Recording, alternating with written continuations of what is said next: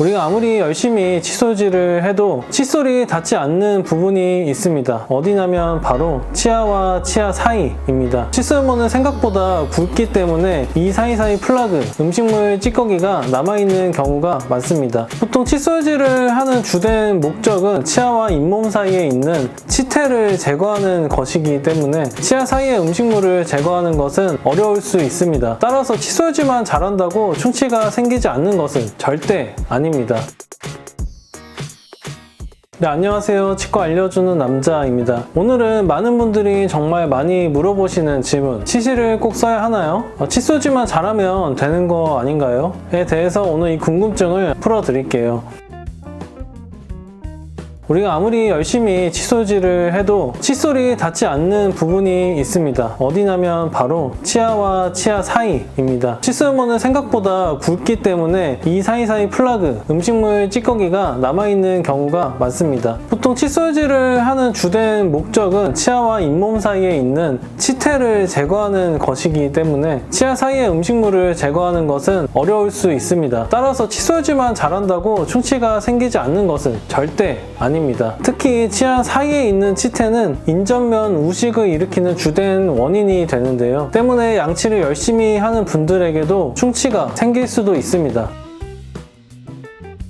이럴 때 필요한 게 바로 이 치실입니다. 치실은 치아 사이사이에 낀 찌꺼기와 세균 덩어리인 치태, 즉 플라그를 제거해주는 역할을 하는데요. 여러분 혹시 칫솔질을 열심히 했는데 입냄새가 계속 나는 경우 있으셨나요? 그럴 때 대부분의 원인은 치아 사이 찌꺼기 때문인 경우가 많습니다. 치실은 입냄새를 없애는 데도 탁월하지만 충치를 예방하는 데 정말 중요한 역할을 합니다. 충치 중 가장 무서운 충치가 뭔지 아시나요? 바로 인전면 충치입니다. 인전면 충치란 치아 사이부터 시작된 충치를 이야기하는데요. 인전면 충치가 무서운 이유는 환자분들이 알아차리기가 힘들고 신경과의 거리가 가깝기 때문에 다른 충치보다 신경치료로 이행될 가능성이 높습니다. 때문에 여러 충치 중에서도 치과 의사가 가장 무서워하는 충치라고 할 수 있는데요. 치실은 이 인전면 충치를 예방할 수 있는 가장 좋은 방법입니다.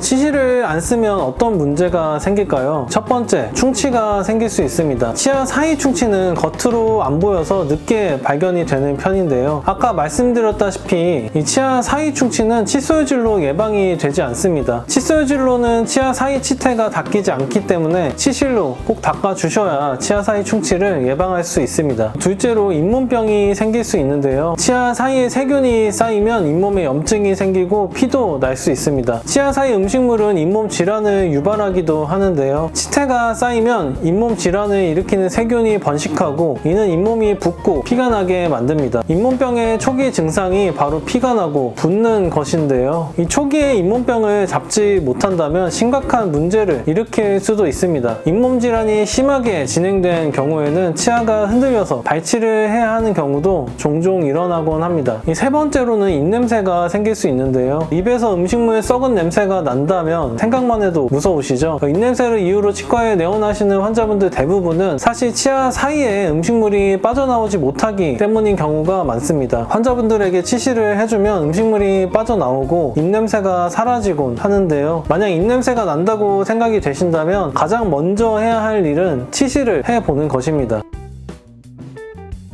이 치실은 하루에 한 번 자기 전이나 양치 후에 습관처럼 사용해 주시면 좋습니다. 치실을 텐션 있게 잡은 후 톱질하듯이 잇몸 방향으로 눌러줍니다. 이때 너무 세게 눌러서 잇몸을 누르면 피가 날 수 있으니 조심하시는 것이 좋습니다. 그 후에 앞뒤 치아 면을 따라 잇몸과 치아 사이를 닦아주시면 됩니다. 앞뒤로 움직이면서 여러 번 치실을 해주셔야 음식물이 충분히 빠질 수 있습니다. 처음에 귀찮아도 며칠 하다 보면 나중에 오히려 안 하면 찝찝해질 수 있습니다. 치실을 하다 보면 항상 같은 곳에 음식물이 끼는 것을 발견할 수 있는데요. 혹시나 시간이 부족한 경우에는 이렇게 자주 음식물이 끼는 곳 위주로만 해주셔도 큰 효과를 얻을 수 있습니다. 실로만 된 치실을 사용하기 불편하시다면 손잡이가 있는 치실도 있으니 한번 사용해 보시면 좋을 것 같습니다.